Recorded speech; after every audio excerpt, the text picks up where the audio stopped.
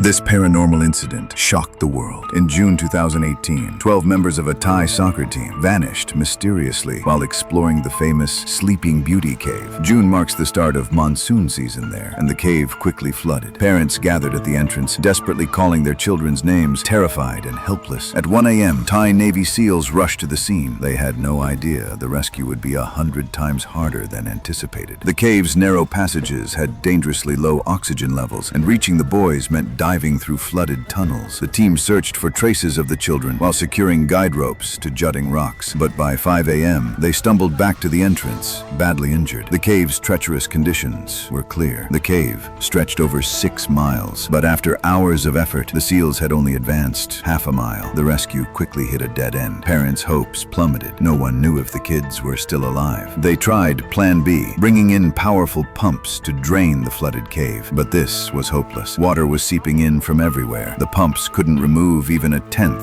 of what was pouring in. At this rate, the cave would completely flood and the children would drown. News coverage sparked international attention. Volunteers poured in from around the globe, including 2 British cave rescue experts, Rick Stanton and John Valenthin. They didn't rest after arriving, gearing up immediately for the rescue. The duo quickly reached Chamber 3, half a mile from the entrance, where workers were frantically installing pumps. As they dove deeper, the water level rose. The cave twisted endlessly, with visibility under 2 feet. They had to be extremely careful. Sharp stalactites could slash them at any moment. They also had to navigate whirlpools and currents, following the guide rope inch by inch, adjusting their breathing every few yards. After 4 grueling hours, they reached T-junction, a mile from the entrance. Disappointed, no sign of the boys. As they prepared to push forward, a massive surge of water crashed through, carrying boulders like death himself, blocking their path. The water turned even murkier. They had to carefully monitor their remaining air.